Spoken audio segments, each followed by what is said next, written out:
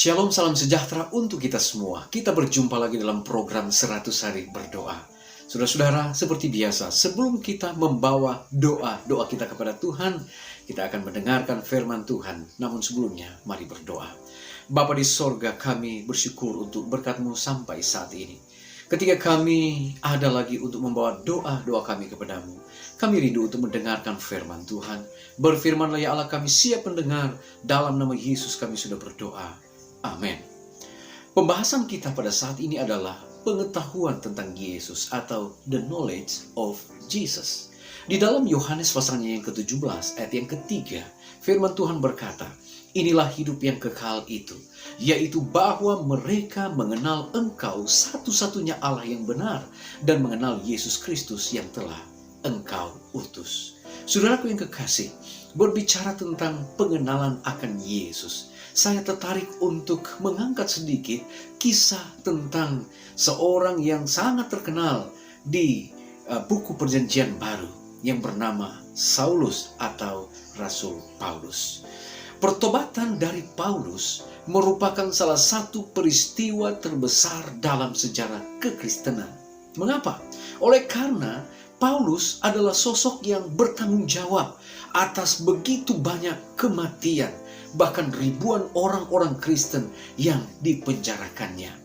Kalau itu terjadi pada saat ini, maka di setiap media muncul nama dari Saulus, seorang yang kejam, seorang yang menjadi penganiaya umat-umat Allah pada saat itu. Nah, saudaraku yang kekasih dalam Tuhan kita Yesus Kristus, Paulus, dia sendiri menggambarkan tindakannya yang melawan kekristenan ini dengan satu sikap yang sangat-sangat luar biasa. Mengapa? Dia katakan bahwa aku bukan saja telah memasukkan banyak orang kudus ke dalam penjara. Setelah aku memperoleh kuasa dari imam-imam kepala, aku juga setuju jika mereka itu dihukum mati. Bahkan apa yang dilakukan oleh Paulus di dalam rumah-rumah ibadat sering menyiksa mereka dan memaksanya untuk menyangkal imannya. Dan dalam amarah yang meluap-luap, aku mengejar mereka, bahkan sampai ke kota-kota asing. Saudara, sangat brutal apa yang dilakukan oleh Saulus pada saat itu.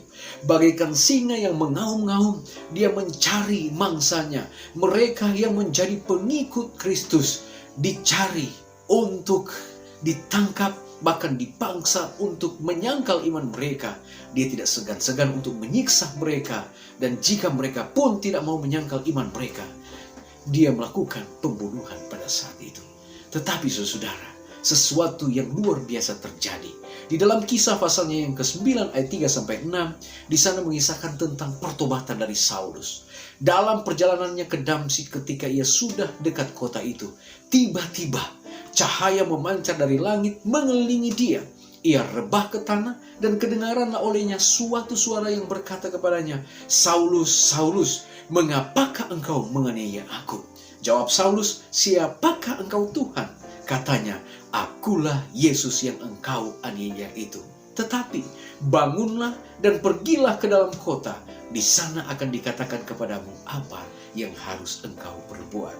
Saudaraku yang kekasih, perjalanan dari Yerusalem ke Damsyik cukup jauh, membutuhkan 6-7 hari.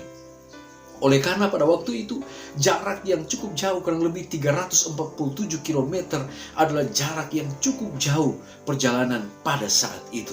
Namun saudara, dalam perjalanan tersebut Yesus menampakkan diri kepada Paulus sambil memanggil dia untuk pertobatannya.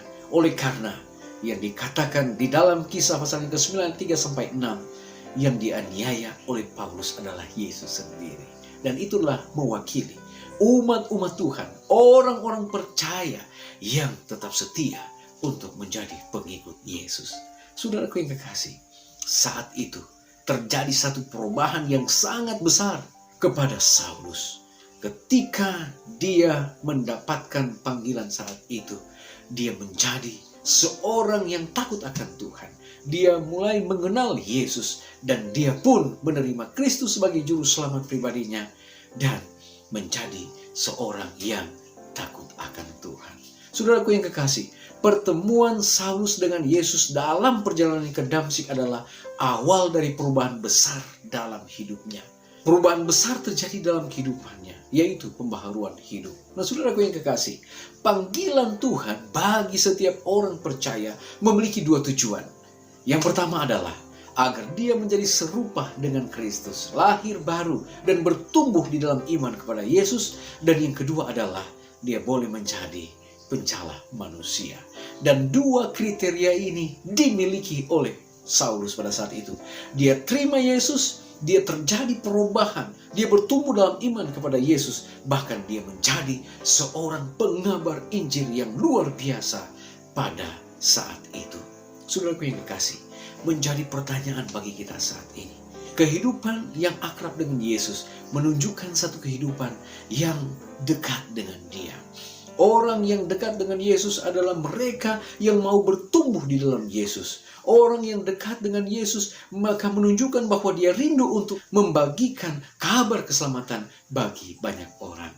Dan ketika kita dekat dengan Yesus, kita pun telah mendapatkan satu jaminan, yaitu kehidupan yang kekal yang Tuhan siapkan bagi kita semua. Saudaraku yang kekasih, namun hidup yang kekal bukan hanya tentang hidup selamanya, tetapi hidup yang kekal adalah pendalaman hubungan cinta Anda yang terus-menerus dengan Allah. Jadi pertanyaan, apakah Anda mengetahui fakta tentang Yesus? Apakah Anda mengenal Dia secara pribadi sebagai juru selamat dan menjadi sahabat Anda dalam kehidupan keseharian Anda? Di dalam testimoni jilid 5 halaman 738 alinea yang keempat, Ellen G. White menuliskan seperti ini. Kristus datang untuk menyatakan Allah kepada dunia sebagai Allah yang penuh belas kasih, sebagai Allah yang penuh kelembutan, dan sebagai Allah yang sedia untuk menjadi sahabat kita di tengah-tengah ketidakpastian kehidupan kita ini. Dan Allah, Dia datang menyatakan dirinya melalui Yesus Kristus sebagai cahaya kehidupan. Saudaraku yang kekasih, kiranya melalui firman Tuhan pada saat ini menjadi berkat bagi kita. Bagaimana seharusnya kita mengenal lebih dekat Yesus sebagai juru selamat pribadi kita. Saya bawa dalam nama Yesus. Amin. Baik saudara-saudara, kita akan datang pada doa pada saat ini. Dan kita akan mendoakan 3 pokok doa. Yang pertama, kita berdoa untuk anggota gereja kita di seluruh dunia yang memulai atau menjalankan Life Hope Centers of Influence. Yang kedua, kita berdoa untuk orang-orang atau masyarakat yang berada di Kepulauan Fiji dan Vanuatu yang tertimpa oleh badai dan topan yang sangat dahsyat. Dan yang ketiga, kita berdoa untuk institusi pendidikan yang berada di seluruh dunia agar lewat kelas online mereka pun tetap memberikan satu penekanan sehubungan dengan penginjilan dan juga pelayanan rohani yang positif bagi siswa dan mahasiswa yang sementara diajar. Baik saudara-saudara, mari kita menghadap Tuhan, kita satu dalam doa.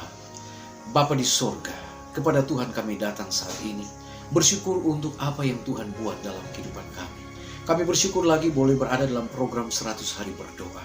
Kami boleh mendengarkan firman Tuhan sehubungan dengan pengalaman dari Saulus ketika dia mengalami pertobatan, ketika dia mengenal Yesus sebagai juru selamat pribadi. Dia memiliki kehidupan yang akrab dengan Yesus, bertumbuh di dalam Yesus, bahkan dia boleh menjadi penjala-penjala manusia. Terima kasih Bapa, biarlah ini boleh menjadi satu inspirasi rohani dalam kami, untuk mana kami boleh tetap setia kepada Tuhan. Ketika kami setia kepada Tuhan, jaminan-jaminan berkat bahkan keselamatan Tuhan telah siapkan bagi kami semua. Bapa, saat ini kami mau berdoa Tuhan untuk pokok-pokok doa. Kiranya Tuhan akan memberikan satu semangat bagi umat-umat Tuhan di seluruh dunia. Mereka terlibat di dalam satu program yaitu Life Hope Centers of Influence. Tuhan kiranya memberkati agar mereka boleh memiliki pengalaman-pengalaman yang baik, untuk mana hal ini boleh menjadi satu berkat baik dalam kehidupan mereka secara pribadi, bahkan boleh menjangkau banyak orang untuk dimenangkan bagi Kristus. Kami juga mau berdoa Tuhan untuk masyarakat atau mereka yang tinggal di Kepulauan Fiji dan Kepulauan Vanuatu. Saat mana beberapa waktu yang lalu mereka tertimpa dengan badai dan topan yang dahsyat. Tuhan tolong mereka. Tuhan akan selalu memberikan kekuatan, perlindungan di saat-saat mereka kehilangan harta, kehilangan keluarga. Tuhan akan selalu tuntun mereka agar mereka boleh melihat kepada Yesus sebagai sumber berkat, bahkan penghiburan-penghiburan yang berasal daripada Tuhan. Kami juga berdoa saat ini Bapa untuk semua institusi pendidikan di seluruh dunia. Biarlah Tuhan memberkati metode baru di dalam kegiatan kelas, lewat kelas online. Tuhan berkati agar mereka juga tidak lupa di dalamnya saat mana mereka memberikan kelas secara online. Mereka juga boleh menyisipkan akan satu pengaruh-pengaruh kerohanian, ajaran-ajaran tentang Kristus di dalamnya, sehingga lewat pengajaran-pengajaran yang diberikan akan membawa jiwa-jiwa yang boleh dimenangkan bagi hari Maranatha. Bapa di sorga, kami terus berdoa untuk situasi selama COVID-19 ini. Berkat Tuhan diberikan bagi seluruh umat-umat Tuhan di seluruh dunia, agar kami tetap setia kepada Tuhan. Kami tetap bergantung kepada Tuhan, karena kami meyakini kami memiliki Allah yang hidup, yang sanggup memberikan yang terbaik di dalam kehidupan kami. Bapa di sorga, terpujilah Engkau dari sekarang sampai selama-lamanya. Ampuni dosa dan kesalahan kami. Di dalam nama Yesus kami sudah berdoa. Amin. Baik saudara-saudara, acara kita pada saat ini telah selesai. Tuhan Yesus memberkati kita semua. Sampai jumpa pada besok hari. Tetap semangat, tetap berdoa kepada Tuhan. Tuhan Yesus memberkati kita semua. Amin.